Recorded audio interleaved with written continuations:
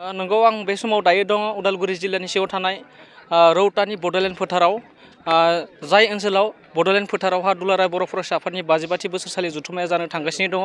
दा बे समाव दिनै उदालगुरि जिल्ला दुलाराय बर' फरायसा आफादनि 48थि बोसोरसालि जथुम्माया गोजोनै गोजोन जानानै थांबाय।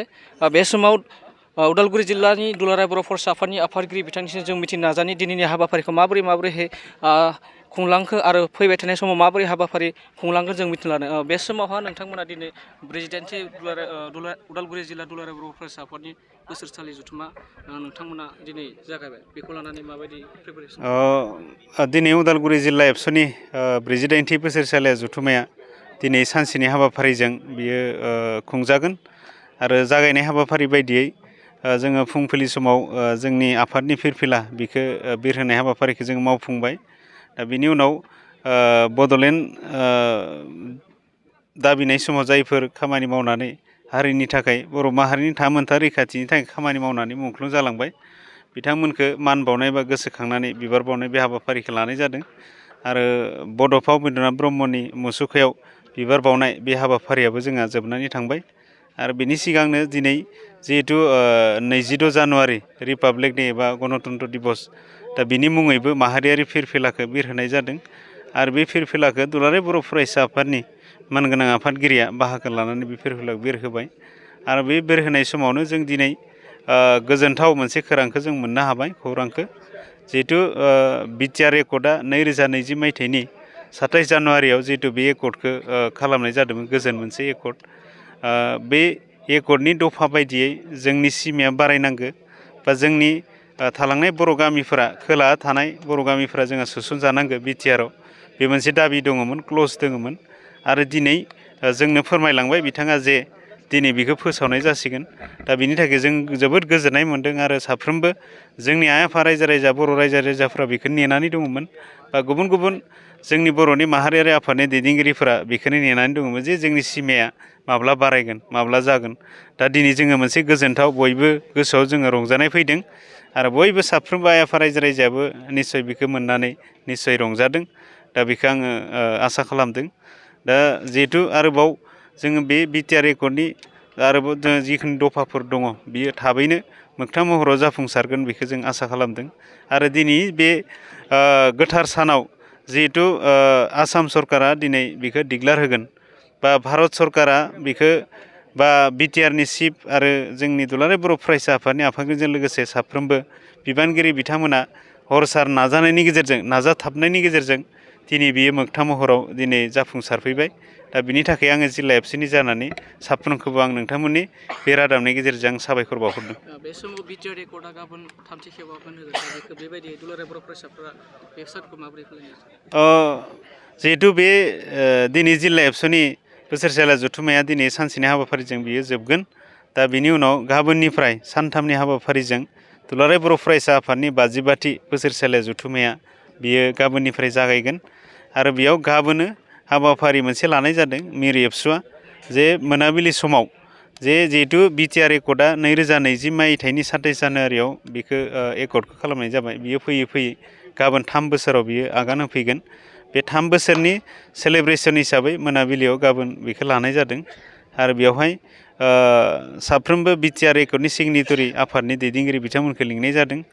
आरो बेवहाय बिटिआरनि चिफ मानगोनां बिथाङा बाहागो लाफैगोन। रायजो सभानि एमपि रोनगोरा नार्जारि आरो आसामनि मन्त्रि इउजि ब्रह्मजों लोगोसे गुबुन गुबुन थानाय एमएलए, इएम, एमसिएलए बिथांमोना बाहागो लाफैगोन। आरो बेवहाय जोंनि बे साफ्रोमबो आइ आफा रायजो राजाफोरखौबो बेवहाय बाहागो लाफैनो खावलायदों। आरो बेवहाय जोंनि एबसुनि बिबानगिरि बा मावथि बिथांमोनाबो बेवहाय बाहागो लागोन। बेखायनो आसा खालामो जे गाबोननि जि बिटिआर एकर्डनि 3 बोसोर जिहेतु सेलेब्रेसन खालामनाय जागोन, 3थि बोसोरनि, बेवहाय साफ्रोमबो रायजो राजा आरो मेलेमजिबि बिथांमोनखौ बाहागो लाफैगोन होननानै जोङो हांख्रायहरनाय जादों एबा आसा खालामनाय जादों।